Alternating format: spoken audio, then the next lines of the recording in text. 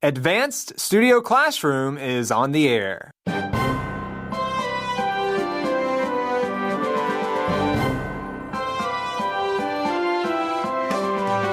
Today we look at some advice from a former U.S. president.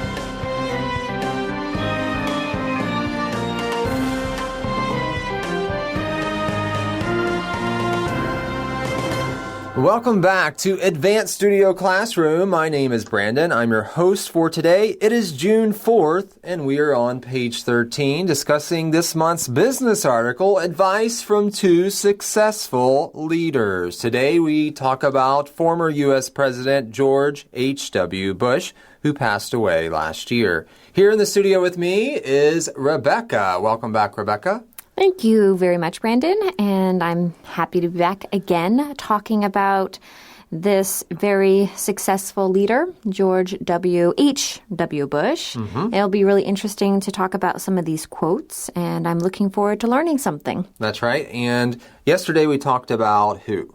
Oh, we talked about Jeff Bezos. All right. With Amazon. He's the CEO of Amazon, and we had talked about the 14 leadership principles that Amazon uses.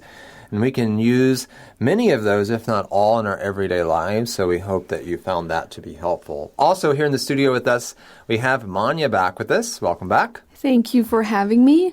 I watched George H.W. Bush's funeral when he passed away and learned a lot of interesting things about him, and I'm looking forward to learning more about him. Sometimes we don't learn that much about people until after they're gone. Yes. We should spend more time while they're alive, right? Yeah. But of course, when someone passes away, someone especially of prominence, then we look back at their lives and remember them, it's a good time to learn about some of their accomplishments and some of the advice that they gave, some memorable quotes, and that's what we're going to do today. Now, this is George H.W. Bush. He was the 41st president of the United States, and of course, one of his sons was president as well, George W. Bush. So that can be a little confusing. We were talking about the father in the Bush family, and he was the 41st president. He was president back, I think it was in the late 80s that he started his term. Is that correct? Something like that, and so it was a while ago. And we are looking at some memorable quotes that he left behind, and we can gain some insight from those, hopefully. We're on page 13. So if you have your magazine, we invite you to open it up and follow along, or your digital device, you can look on that as well. As we have our first reading, we're in the left-hand column there on page 13, and we're going to go down through line 18.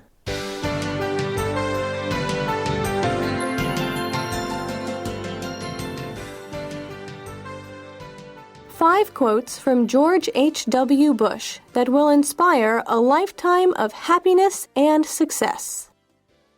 George H.W. Bush, the 41st President of the United States, passed away in 2018. He was full of heartfelt wisdom that had merit to be the foundation for happiness and success. As such, these 5 inspirational quotes from George Bush Sr. are powerful enough to last several lifetimes. 1. I have opinions of my own, strong opinions, but I don't always agree with them. George Bush Sr. stresses the need to be self-aware and disciplined of the opinions you have.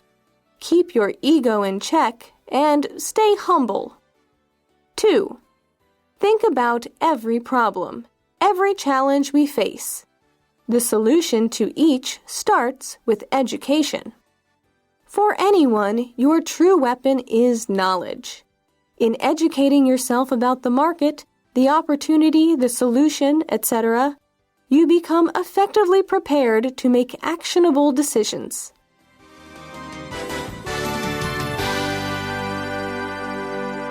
All right, well, George H.W. Bush, he was full of heartfelt wisdom. And this had merit to be the foundation for happiness and success, or has that merit. What do we mean, Manya, when we say that something has merit? It means it has truth. And value, right? Yes, There's value there. We can learn something from these quotes about happiness and success, in other words. So these 5 inspirational quotes from George Bush Sr. are powerful enough to last several lifetimes. Well, that's a pretty bold claim. But in other words, we can learn a lot from these quotes. What's the first quote? Well, the first one is, I have opinions of my own, strong opinions, but I don't always agree with them. Now, earlier we were kind of talking about this quote. This is before the program. Yeah, before the program, right? Because I thought this quote was kind of funny. How do you have an opinion, a strong opinion about something, and yet you don't agree with that opinion? But I thought, Manya, you had a really good answer to my question. Well, I sort of thought about George Bush Sr.'s position as a president, as someone of prominence. People probably praise him a lot and drag him down a lot. And let's just say people praise him all the time, and it's very easy to just start believing a lot of the things people say. And so maybe he's just saying, I don't always have to agree with those opinions, especially when those opinions become his own opinions about himself.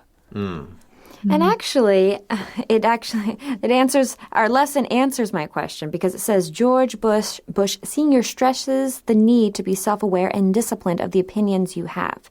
And it's really true. We always have these thoughts going through our mind, thoughts about different things, thoughts about people, thoughts about ourselves, kind of like what you were saying.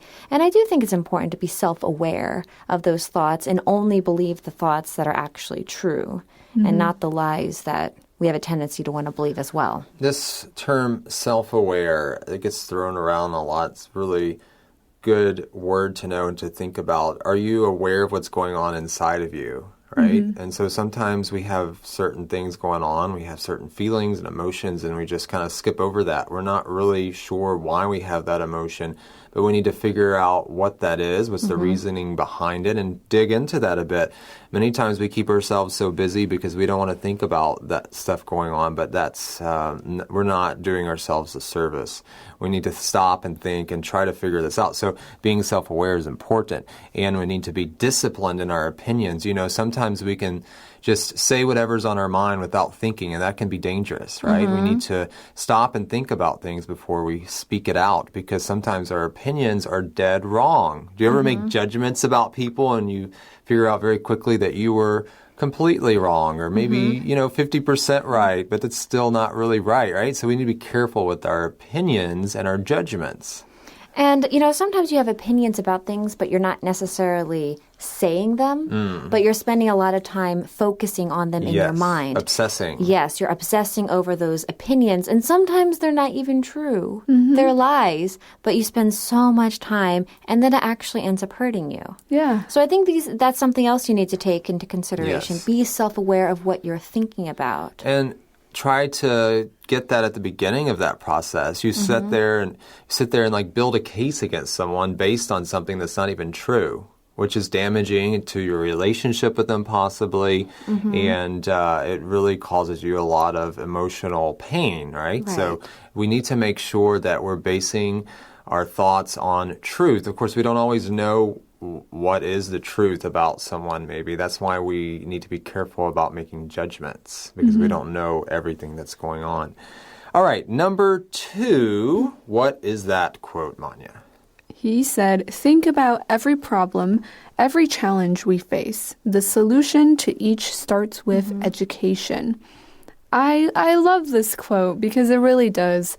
To me, it's really true, because when you learn something, the more educated you are, the more, how do I say it, just the more ways you have to solve problems that you face. All right. Knowledge is important. If you don't know something, you may not have the tool that you need in order to solve the problem. Knowledge isn't everything, but it's definitely has its place, and it's important. I remember as a kid, I hated school. I mean, who wants to go to school, right? And I later on in life, I heard this quote, ignorance is bliss. meaning that, when you don't know what's going on, it seems like life is one way, but it's not necessarily truth because you don't know what's going on around you. And I do think that education is definitely, I agree with this quote, that it's definitely one of the solutions to some of the problems, because you're aware of what's going on around you, you're more knowledgeable, and you're just more informed. And then you can make informed decisions about things. Right. So within your particular field or industry, you can learn more about that area, and that can help you maybe to solve problems, come up with solutions, or even open doors for new opportunities within your field because you've been doing your homework, so to speak, right? And it says here underneath the quote that you become effectively prepared to make actionable decisions, Manya. Actionable is exactly what it sounds like. It's when you can put something into action. That's right. All right, so we want to be able to put things into practice. If you don't know what to do in that moment, you have to stop and try to figure that out. But if you've already kind of been doing your homework, doing your research, then maybe you can make a decision in a faster amount of time. And of course, education takes on many different, it can look differently for different people. Like, for example, right now, I'm studying Chinese. You all are studying English, and that's a form of education. And when you learn another language, it actually opens a lot of opportunities for you as well. And so we just want to take this opportunity to encourage you all to keep studying your English. You're doing a great job. All right. Very good. Well, we have more quotes from former President George H.W. Bush. We're going to go to our next reading, starting with quote number 3, and we'll go through the rest of the article up to the right-hand column, line 16.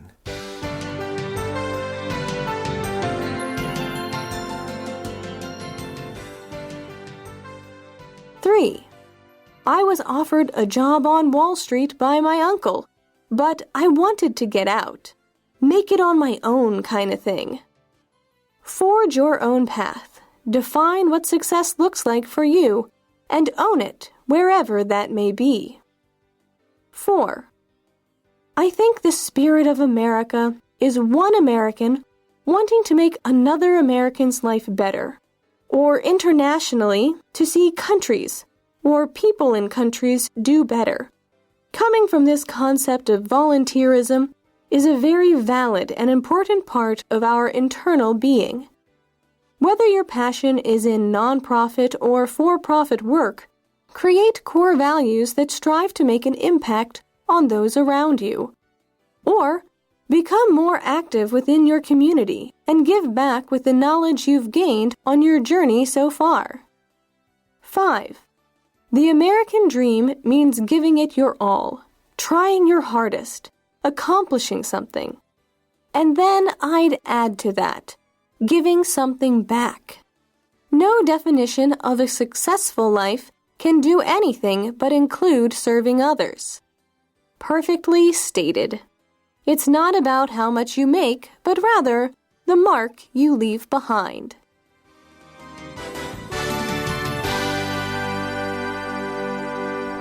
All right, George H.W. Bush once said, I was offered a job on Wall Street by my uncle, but I wanted to get out. Make it on my own kind of thing.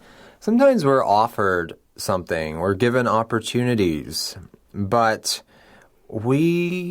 it's easy to take it, but we decide, no, I'm not going to do that. I want to kind of do my own thing. Now, being too independent is a negative thing, I believe. We do need other people, but there are times when we need to figure things out on our own. Why do we turn something down like this? Why do you think George H.W. Bush said no to this offer?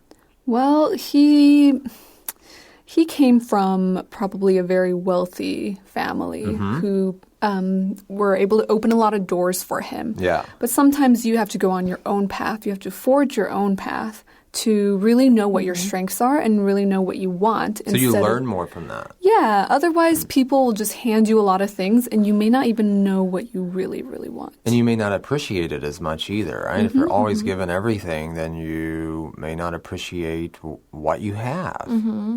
Right. I do think that sometimes, it really depends on the situation, but sometimes it's best to kind of go out and do your own thing. And it kind of reminds me, like, if your mom did your laundry for you all the time, you would never learn how to wash your clothes. That would be great if my mom would come to laundry. Wouldn't that be great? But then... I'm always behind on it. Oh, yeah, I feel that way too. But the idea is if my mom did my laundry for me all the time, I would never have learned how to do it when I was young. But as a kid, I had to do it by myself. Yeah. I had to figure out how to do this. And I think that that's what George H.W. Bush is saying here. And I think that's one of the best things you can do for a kid is let them go out and make those mistakes, right? And learn from that and just learn how to do things on their own. They can't always depend on their parents, right? And so that's going to benefit them later on in life. And so he's saying that here. He wanted to forge his own path. And he said, or it goes on in the article to say, define what success looks like for you and own it wherever that may be. I like this idea of defining what success looks like because, you know, we can define success based on what others say, right? And that can be dangerous. What does success look like for you? And sometimes if we look at other people's definition, it may be focused on money, right? And someone else, it may be, no, I want success in my family, right? And for me personally, I think if it's easy to fall into, yes, success means you're wealthy. But that's actually, to me, not true success because, you know, money is limited. We can't, when we die, we can't take that with us. But family, what we invest into family and to the people around us can last past our lifetime, right? And so I think that's of much more value and a better measure of success. So define success. What does that look like for you? And what does it mean to own it, Rebecca? Well, if you own something, that means that you're going to do anything in your power to try to get it. And you're going to make decisions that are going to help you reach your goals. You're not going to be depending only or solely on other people. Yeah. Take responsibility. You're taking responsibility for it. And that's a good phrase, to own it. It's a nice way of putting it. Wherever that may be in life, right? You may find success in different areas of life. Own that wherever it is. Okay, quote number 4, Manya. Would you like me to read the whole quote? You can just summarize it. What is he getting at with quote number 4? Here he is talking about the spirit of America, and he's saying that it's Americans wanting to make other Americans' lives better, but not just in America, but overseas as well. And he's just talking about this idea of being a volunteer and how important that is to us. Yeah, you know, this quote may be a little confusing to read. As you know, sometimes when you put things in writing, it looks a little different than when you say it. And so you're trying to quote exactly what he said. And it didn't come out maybe as we would put it in writing. It didn't come across as well as if you were to write it in other words. But what he's getting at here is what Manya said. It's the idea of volunteerism, right? Coming from this concept of volunteerism is a very valid and important part of our internal being, he says at the end of the quote. And so putting others before yourself, right, is important. And he uses this word valid. What does it mean if something is valid, Rebecca? Well, if something is valid, it means that it's based on truth or reason, and it's something that one can accept. It's able to be accepted. And just to kind of add on to what you're saying, I do think that volunteerism is a valid and important part of our internal being. And it not just only helps the people around you when you're volunteering, but it actually helps you as well. So that's what he's getting at when he's saying your internal being. That's kind of an interesting phrase. We don't use that every day, but he's talking about what's going on inside of you. Right. Like I remember many years ago, during an American holiday, Thanksgiving, my family and we went and volunteered at this shelter. And at first I was like, why? This is a holiday. Why should I? It's a homeless shelter, right? It was a homeless shelter, yes. And I was like, why? Why do we have to go and volunteer on a holiday? But then while we were volunteering, you know, a lot happened in my own heart. And God touched my heart a lot. And I realized I was more blessed than the people probably were. And that's what happens when we volunteer for certain things. Right. Sometimes we're so wrapped up in our own lives that we don't stop to help others. And so volunteerism is important. And what are some things, maybe, Manya, that you've learned? You've volunteered somewhere. What's a lesson that you've learned from that? Well, in college, I did a lot of volunteering within the community I was living in. And what I learned is that it's so important to build community because when you need help, you know what? People are going to donate their time and help you when you do the same for them. And I had one particular experience that really changed everything for me. In college, I went and helped this woman, her family of 7, move across town. And it was so hot outside. It was about 40 degrees Celsius outside, and it was sunny. It was the middle of the day. And I remember asking myself, what am I doing? This is, I can't believe I'm doing this. But later on, at the end of the day, the woman was nearly in tears, saying that it meant so much to her that me and the team I was with would come and help her move. And I just remember that's really important. Helping other people out is a gift. Yeah, and I think we can focus on the discomfort, right, and our own, what we want. But we have to get past that. If we just focus on that, we won't do anything, maybe. Or very little, but we have to not think about that so much and think about what does this person need and how can I help. You mentioned building community, Manya. That's important. It's also sometimes we just can even help perfect strangers, right? You can go with some club to go into the inner city or whatever and help those who are less fortunate. Maybe you don't know them, but you want to help, right? And that's even, I think, a higher level of volunteerism. It's important, and George H.W. Bush recognized that. So whether your passion is in nonprofit or for-profit work, create core values that strive to make an impact on those around you. This is the writer of the article expressing this. A nonprofit organization, we see that term a lot. That organization is not out to make a huge amount of money, so to speak, but they are maybe like helping in the community or something like that. And then, of course, a for-profit would be a company who, like Amazon, for example, that's trying to make money, of course. But this idea of core values, Rebecca, is important. Yeah, core value is a value belief for something along that line, which is basic and more important than any other. And so I think it's important to create core values because it's usually the foundation of what you believe and why you believe. It's like the center of something, the core of something. Right. So it is foundational. Right? And so we need to create core values that reflect, who we are and what we're trying to do. So we can become more active within our communities as we volunteer and give back with the knowledge you've gained. For example, there are doctors who volunteer maybe a Saturday to go out and help people who can't afford to go to the hospital or something like that. And that would be a way to volunteer your time. Well, number 5 is the last quote in this article. What is it, Manya? Number 5, to sum it up, it's about serving others. And Bush talked about the American dream and what it really means. He says it means giving it your all, trying your hardest, accomplishing something, and then giving something back. Now, we talk about this term American dream. You've probably heard that before.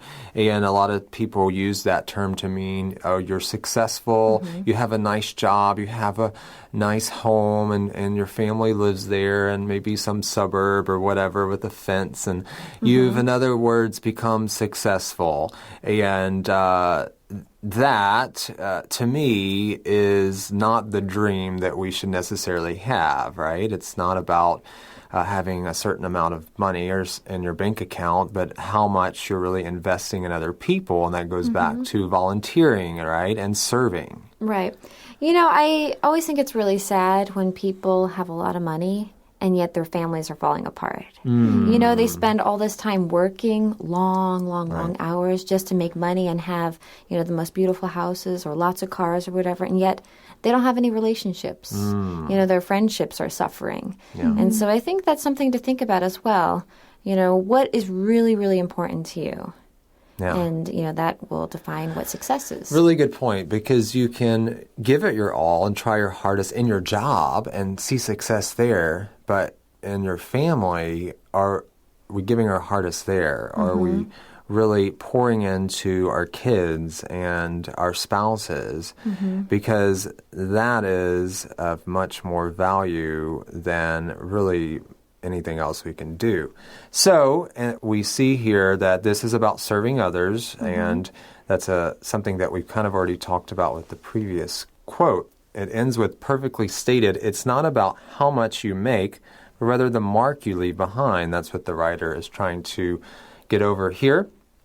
The mark you leave behind. Yes, it's basically saying, what legacy are you leaving behind? What have you done that will be remembered? Right, and so a better definition for the American dream would be, what legacy are you leaving behind, rather than how much money you are leaving behind. I think that would be a better definition, although that's not what most people think of when they think of the American dream. I do want to share one more quote. It's not in this article. This comes from another article, an Inc. article that I found online. And this is another quote from George H.W. Bush that's kind of funny. We want to leave you on a lighter note. He said, "I do not like broccoli, and I haven't liked it since I was a little kid, and my mother made me eat it. And I'm president of the United States, and I'm not going to eat any more broccoli." I don't know what he had against broccoli. I like broccoli, but that's kind of a funny quote. A lot of kids don't like eating their vegetables. I guess when you become president, you don't have to eat your vegetables, but you should. You still should eat those vegetables. They're good for you. All right. Well, thank you for joining us for this month's business article. Thank you, Rebecca and Manya, for joining us. And we hope all of you will join us again next time here on Advanced Studio Classroom. Also, check out our Topic Talks videos. Scan the QR code there at the top of page 12. We have a QR code with each article, so please scan them all. Or go to our website, studioclassroom.com. Click on the Topic Talks icon, and you can view the Topic Talks videos there as well. Until next time, this is Brandon. I'm Manya. And I'm Rebecca. Saying goodbye. Goodbye.